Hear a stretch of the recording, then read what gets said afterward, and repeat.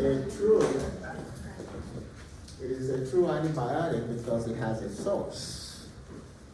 And that's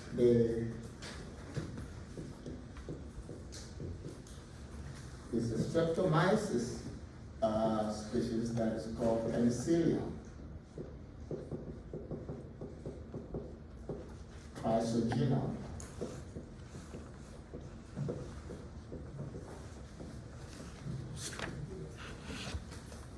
So that was the source of your original PNG. The spectrum we've already seen. So we know the source, the spectrum, the mechanism of action.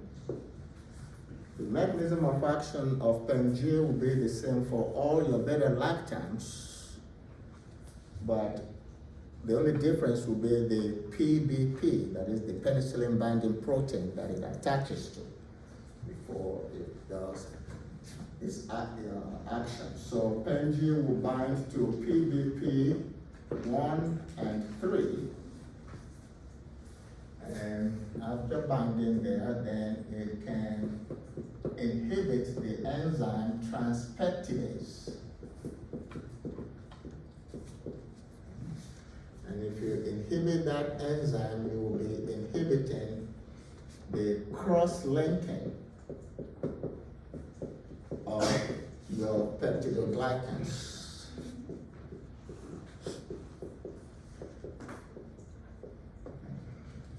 And the bacterial wall is actually made up of peptidoglycans that have been cross-linked. So that's the mechanism of action for all your penicillins and all the rest of your beta-lactams. The only thing that will be different will be the PBP that it binds to before they produce that effect. So we have the mechanism of action. And in terms of ADME, PNG, of course, is administered mainly intravenously. However, it can also be given PO, it can also be given IM, it can also be given intrathecally, and it can also be given intraperitoneally.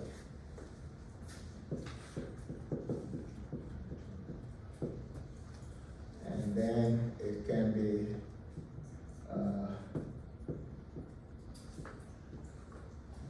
administered into the eye in certain situations.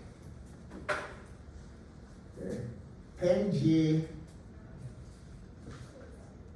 is not commonly used PO, but it is available PO, but it's not commonly used PO because absorption of PNG from the GI tract is erratic. You would not know how much would actually be absorbed. So if you want to give PNG orally or a parent compound orally, you would prefer to use your PNVK because that is designed for oral administration. Okay. You can give PNG IM, but it is extremely painful. So that's why you don't use it IM, even though it can be given IM. If you want to use PNG IM, then you will have to use what is called the repository form of PNG. That will be your benzathine PNG and procaine PNG. So benzathine PNG and procaine PNG. That's if you want to use PNG intramuscularly. These two, benzathine PNG and procaine PNG, that is the repository forms of PNG, can be given or should be given intramuscularly only.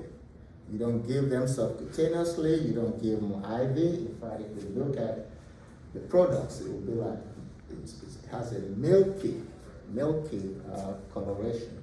So you just give it IM only. Even though Pen-G can be given intrathecally, you don't see it used that way anymore also, because that's when you get most of the CNS-related adverse effects of Pen-G. So to avoid CNS manifestations or CNS adverse effects, you don't want to give it intrathecally. Intraperitoneal is still available, and you can still give it IP. No problem with that. And then for the eye, you can instill Pen-G in the eye. Sometimes when a baby is coming out of the mother, and the mother was infected with gonorrhea, Neisseria gonorrhea, the baby can pick up that gonorrhea. And the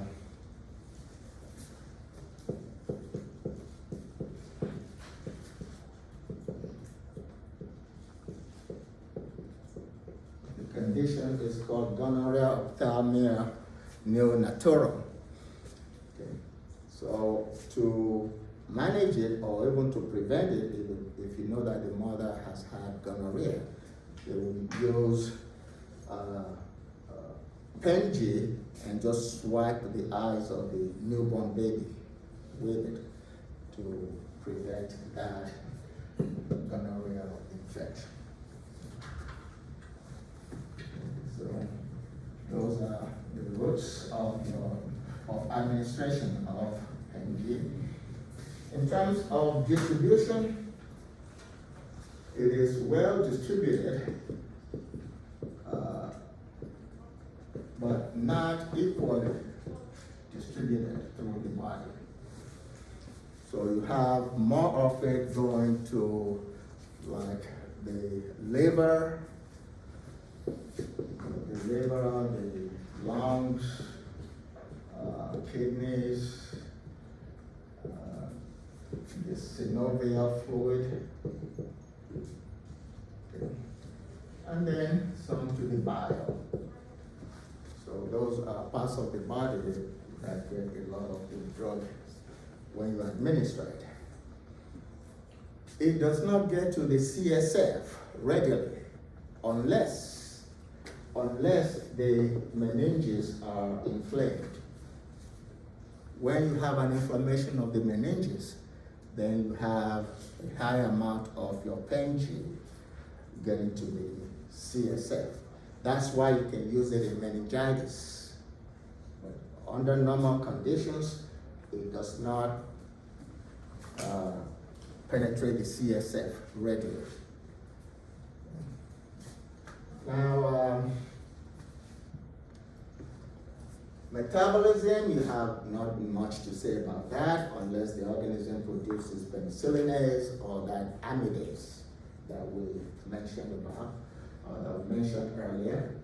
And then for the plasma protein binding, we've already mentioned that. It would be usually around 65%. And then for excretion, it rapidly goes out through the urine, so it can undergo glomerular filtration, and it can also undergo secretion into the renal tubule. And that secretion can be inhibited if you were to administer the drug with probenecid. In other words, probenecid can inhibit the renal tubular secretion of your penicillin. If you inhibit that renal secretion, then it means the concentration of the penicillin in the body will go up. And you take advantage of that sometimes when you're treating gonorrhea. In the past, we used to give anywhere from 3 to 3.5 grams of, say, Penvic or ampicillin or amoxicillin. Okay. So the patient will be ingesting anywhere from 6 to 7 capsules, or like that.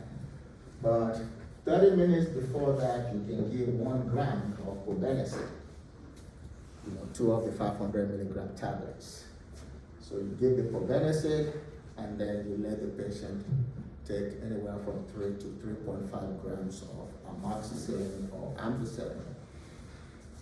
And that would inhibit, the probenecid would inhibit the renal secretion, so penicillin will stay in the body longer at a higher concentration and will knock off that Neisseria gonorrhea. And it was just a one-time dose for that.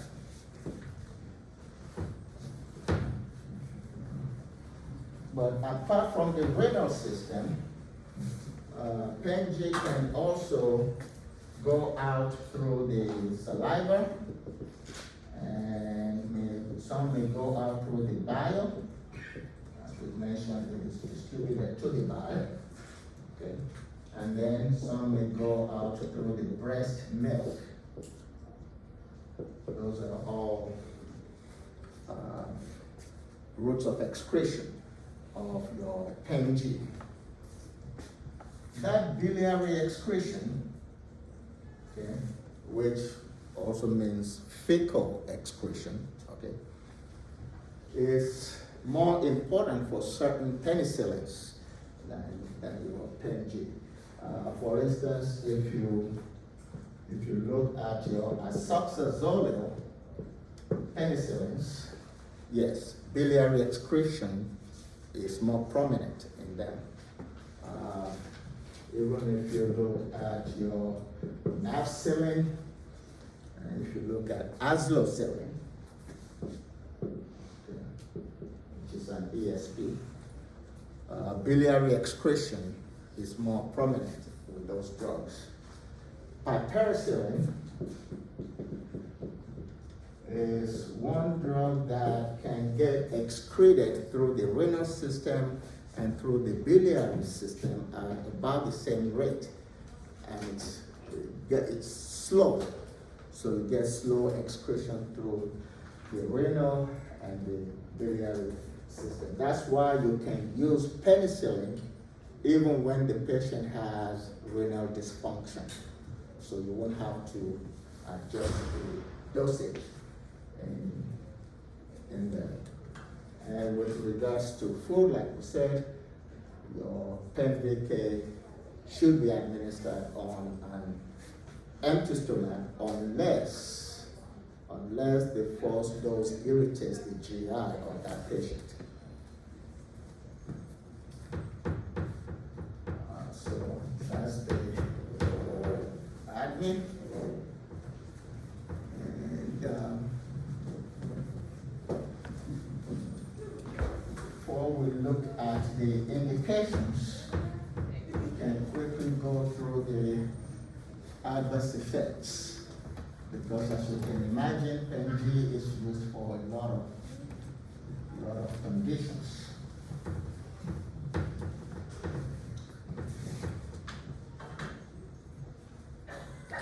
So the adverse effects of your PENG, the first one will be hypersensitivity. Hypersensitivity, there are many people who are hypersensitive, it's about 2 to 5% of the population that is highly sensitive or hypersensitive to PENG. And sometimes it is just hypersensitivity or reaction to the tartrazine that is present in making the drug. So the manifestations, of course, can be just small things like rash or hives. So you can have manifestations such as hives or what you call urticaria. Okay. All of those can be manifestations of the hypersensitivity, the problem in breathing. Sometimes you can have that shortness of breath. If it's a true hypersensitivity reaction or allergic reaction, it would migrate.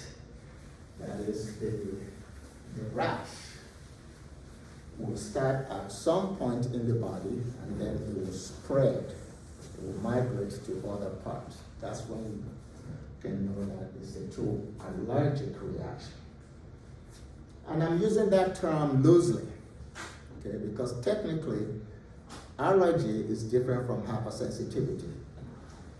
And if we have time somewhere else, we can discuss that. There are about 5 points of difference between hypersensitivity and allergy. You know, so things like cough and wheezing can also be manifestations. And then you can have some serum sickness, maybe a manifestation. And then, of course, the worst of them all could be anaphylactic reaction. So all of those can be present. Bronchospasm, so that may actually affect breathing, also, so difficulty in breathing. So hypersensitivity reactions. And then you can have GI adverse effects, which would be your non-specific ones: nausea, vomiting, diarrhea, abdominal pain. But one that may occur that is not cosmetically acceptable is black furry tongue. You can see that occasionally. And then stomatitis can be a GI-related adverse effect of the drug. Then you have those that are hematopoietic related, or the hematological adverse effects of PENG. Okay. One, you can have a positive direct Coombs test.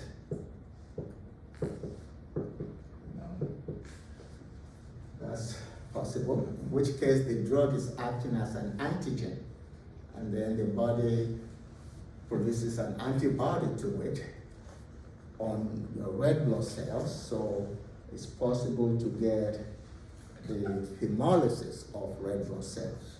Okay, so that's positive direct Coombs test can be possible. You can see prolongation of your prothrombin time.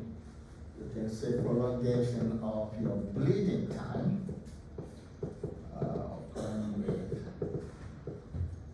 With pencils, especially with the TNP, that is ticagrelin, mezlocillin, and piperacillin. Ticagrelin, mezlocillin, piperacillin, those are the ones that are most likely to give you bleeding episodes that you can see with the drug. And then those that are related to your bone marrow. So bone marrow depression. So thrombocytopenia, anemia, leukopenia, all of those can result from the use of PENG.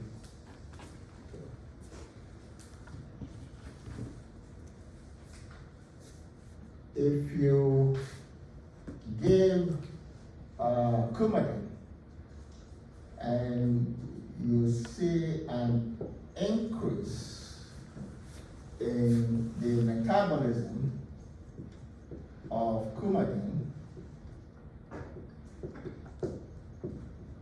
does that lead to bleeding or clotting?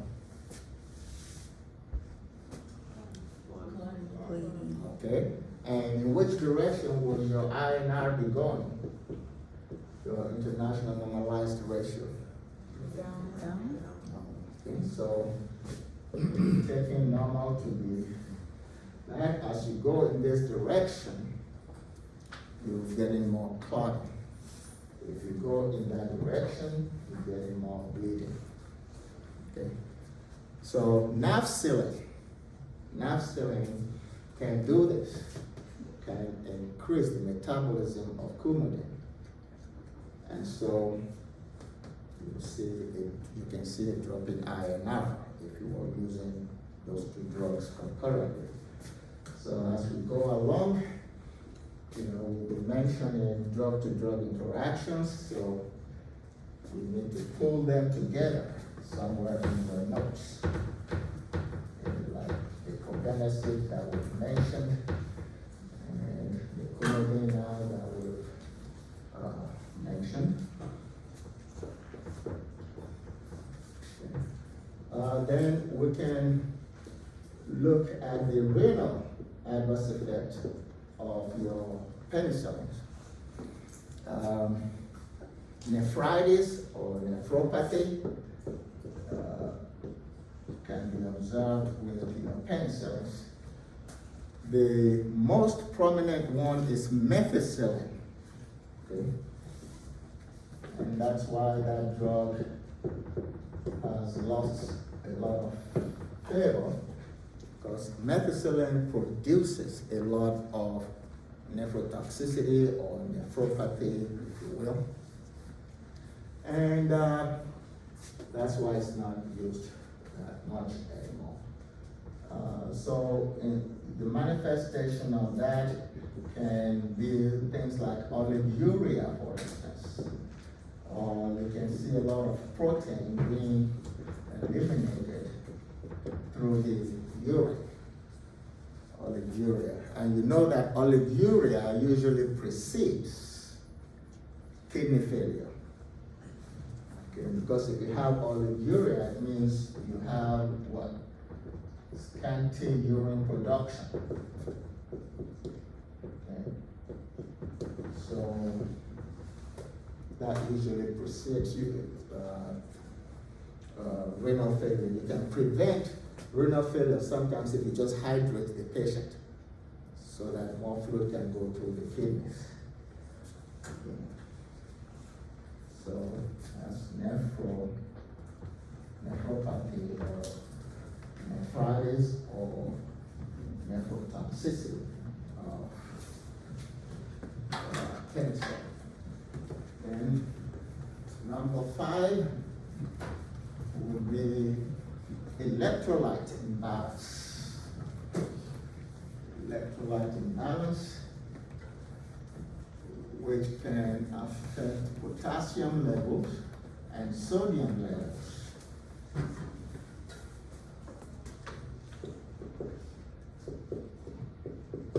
So electrolyte imbalance. PenVK has potassium. Okay?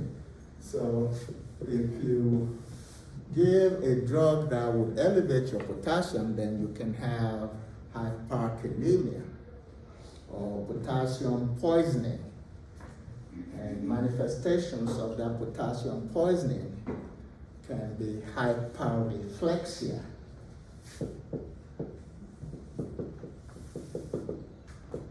And of course, you can also see some arrhythmias as a manifestation of potassium poisoning.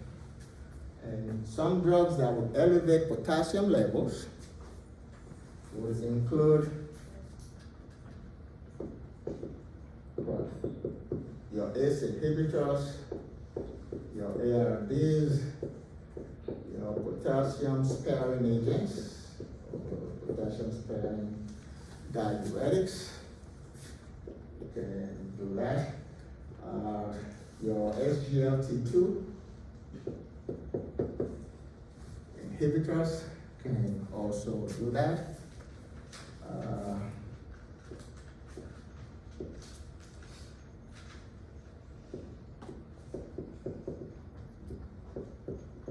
And we'll be discussing oral contraceptives. We mentioned the fact that once you see that renin, it means it can elevate your plasma potassium.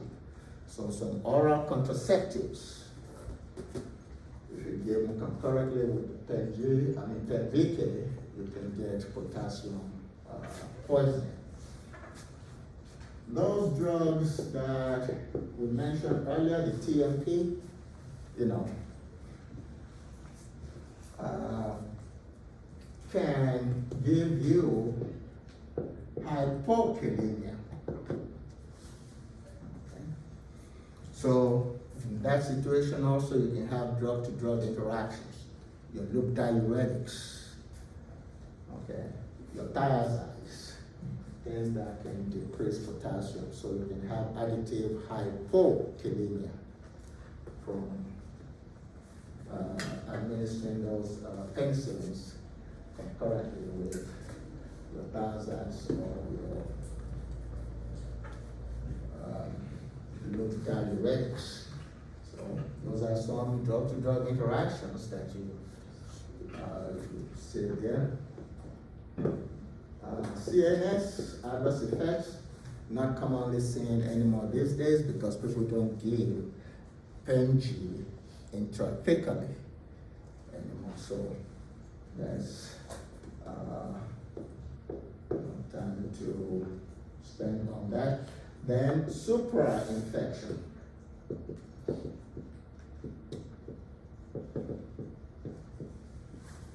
Usually when you give a drug that has a broad spectrum, you know, you can get supra, or sometimes it is also referred to as super infection. Okay. That would mean, for instance, in the GI tract, you can see an increase in the growth of Clostridium. So you can then get CDAD, or you can get pseudomembranous colitis. Okay, that may be a manifestation of your supra-infection. Staphylococcus growth can also increase as an outcome of your supra-infection. It's not all the time that you get supra-infection only with broad spectrum agents. There are some drugs that have a narrow spectrum and they still give you supra-infection. Azactam is one of them, which is one that we'll discuss under your Bactams. Azactam has a very narrow spectrum. It's effective only against gram-negative organisms that are aerobic, but it can give you supra-infection. Zymox is another drug that has a very narrow spectrum, effective only against gram-positive aerobic organisms, and yet it can give you supra-infection. Okay. And then, of course, you have pain, particularly pain at the site of injection. So you can see those as adverse effects of your penicillin. And that pain then is reduced also if you're not giving PENG intramuscularly. If you give it intramuscularly, this would be a major adverse effect. But see that pain.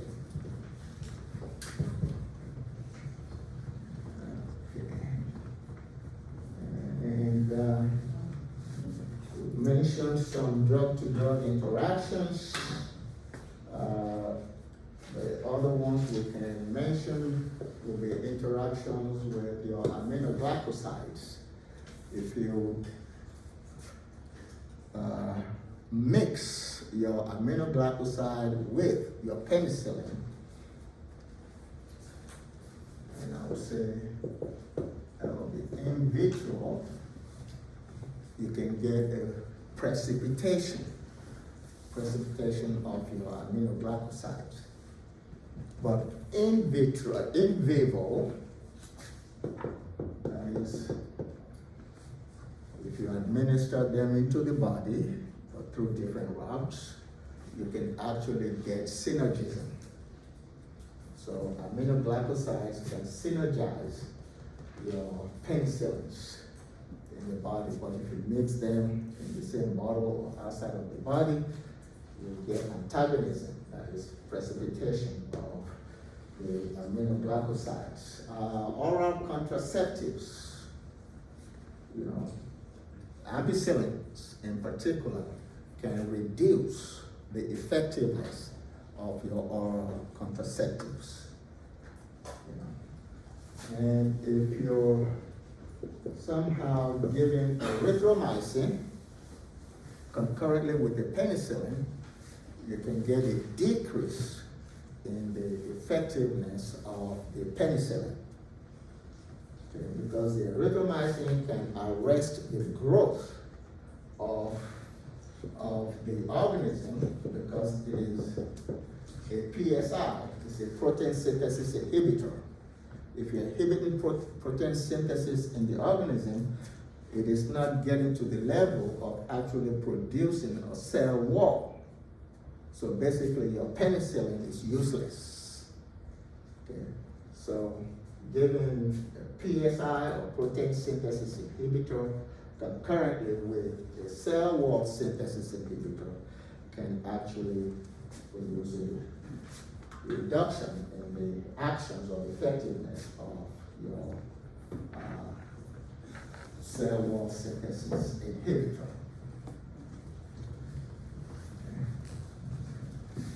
Now for the indications, and I think that's the last part. You can use penicillins prophylactically.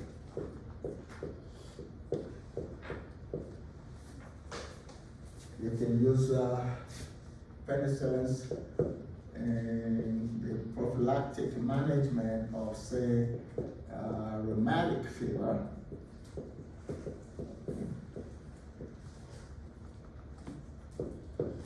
Also, the management of syphilis.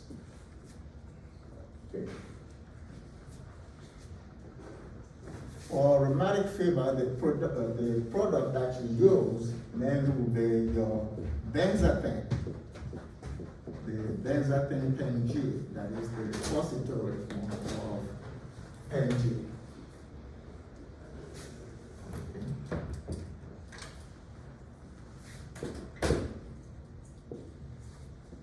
The one that you use for syphilis is the procaine pen G. And let me quickly clarify that. Either one of these repository forms can be used prophylactically in either of the situations. But in terms of effectiveness of prophylaxis, benzathine is better than procaine in rheumatic fever, and procaine is better than benzathine in the prevention or prophylactic management of syphilis. Otitis media. If you ever see a prescription for amoxicillin 5 mils, that is 1 teaspoonful, just once a day for 30 days, that's prophylaxis for otitis media. Okay, because normally you give your amoxicillin on a TID basis. Okay? So if you ever see, and you usually do for 7 to 10 days, but if you see 5 cc's QD for up to 30 days is for prophylaxis of otitis media. Endocarditis, prophylaxis of endocarditis in a patient that is undergoing a procedure.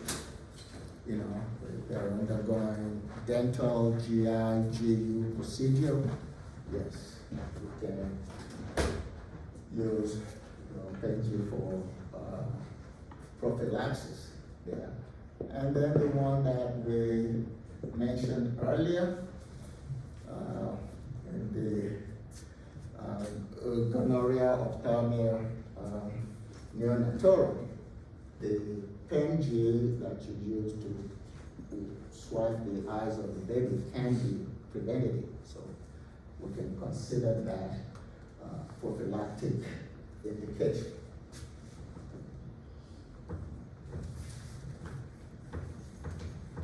Now, if you look in your original handout for the main indications of PNG, you will see some of them that we have an asterisk by. You see that asterisk there?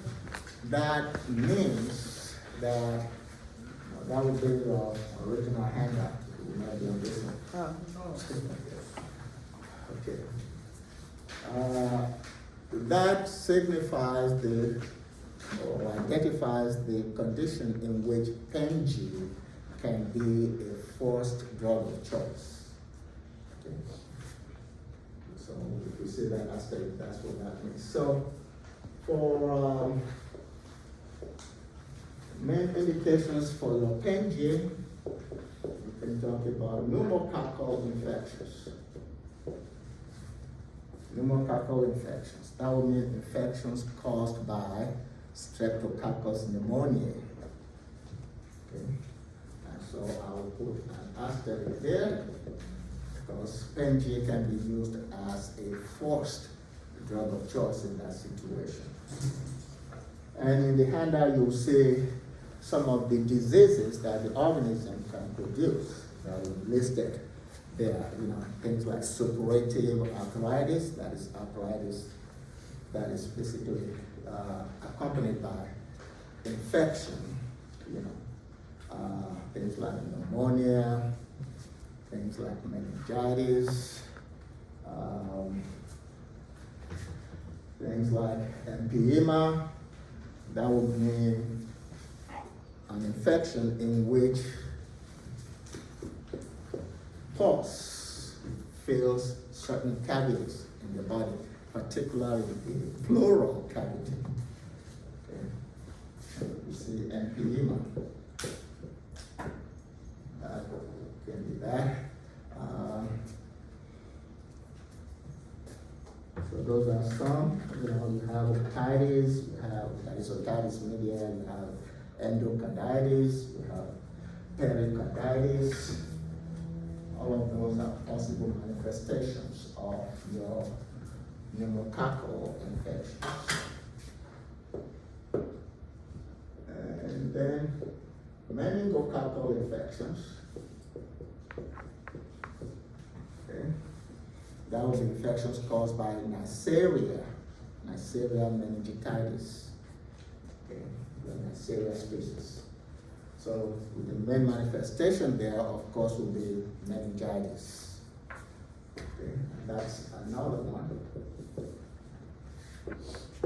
And then you have streptococcal infections. That will mean infections caused mainly by Streptococcus pyogenes.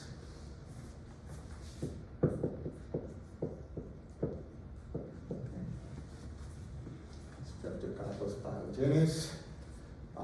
That's the one that causes strep throat. Strep throat, and it can produce something called scarlet fever, and then can produce some sinusitis, and it can produce some pneumonia, suppurative arthritis, meningitis, otitis media, bacteremia, and we have them listed there. You need to know all of them. So that would be another situation in which you can use PNG as a forced drug of choice. Okay.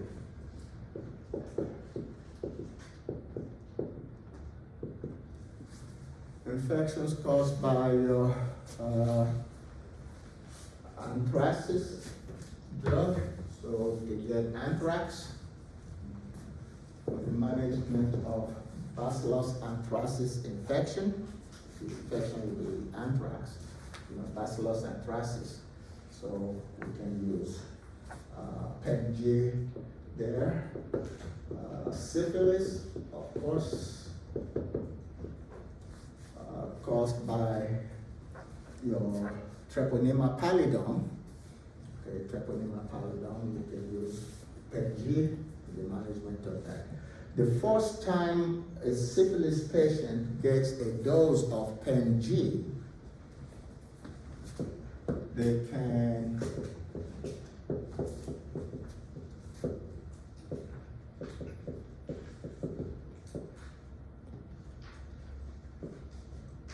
get something, a reaction that is called Jerisch-Herxheimer reaction. Okay.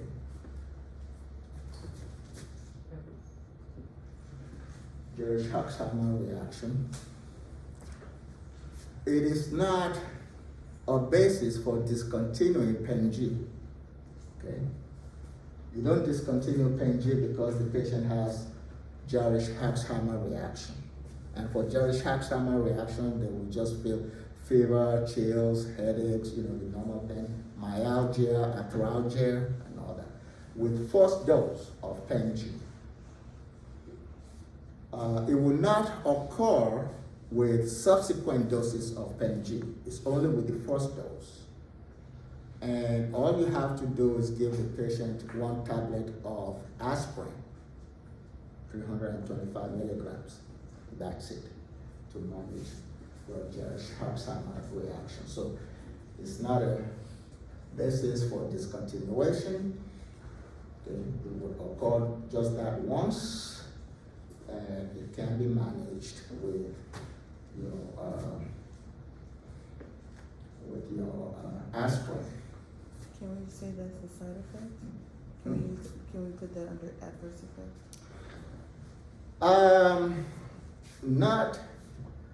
Not quite, because of the limitation of that reaction.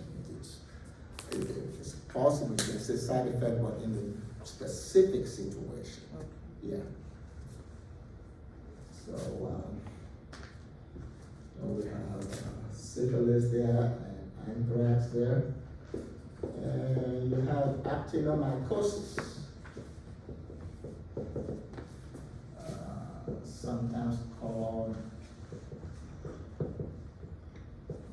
lumpy jaw, caused by Actinomyces israeli, the one that we mentioned earlier. So pen G would also, or can be, a forced drug of choice in that situation. Clostridial infections. Not infections caused by Clostridium difficile. Pen G is not effective against Clostridium difficile, but it is effective against Clostridium tetani. It is effective against Clostridium perfringens. So which means you can use it for tetanus management, and you can use it for gas or gangrene management.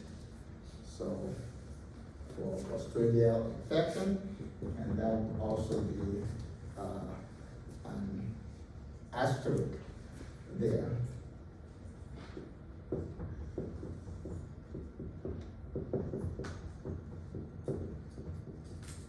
Rat bite fever. This is one reason why you don't want to live across 110th Street in New York. So, rat bite fever can actually be very serious. It can cause brain abscess, it can cause pneumonia, it can cause meningitis, it can cause severe skin reactions. And Streptobacillus moniliformis, we mentioned it earlier.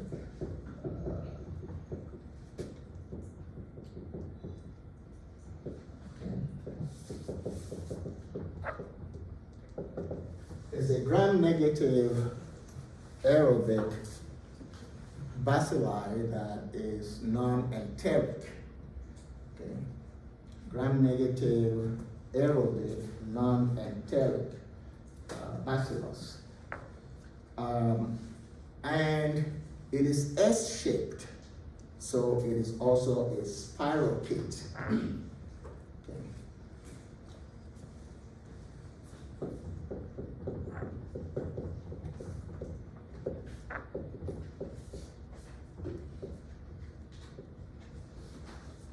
Streptobacillus moniliformis is the causative agent of rat bite fever in America.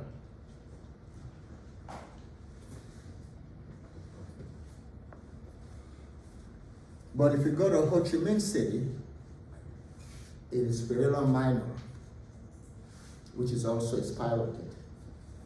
So in other words, in Asian countries, Spirilla minor is what causes rat bite fever, and it's also a spirochete. You know, that Penji can affect. Okay. How do you spell Ho Chi Mo? How you spell Ho Chi Minh? H-O, there you go. Okay. That's the old Saigon. Oh. Okay. You say Saigon. Is what? He says Saigon. You still say Saigon? Oh, well, okay.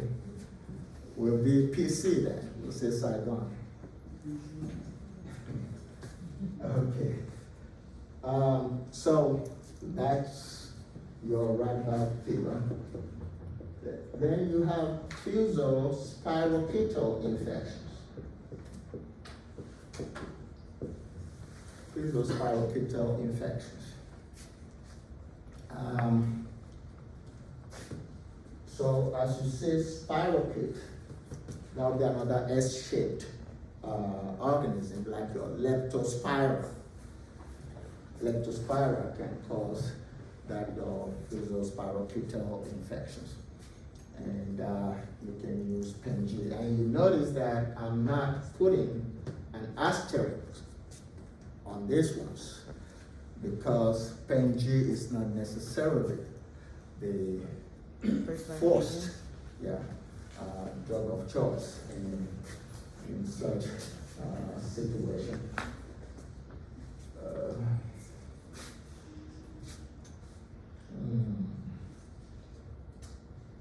Okay. All right, we'll continue from there.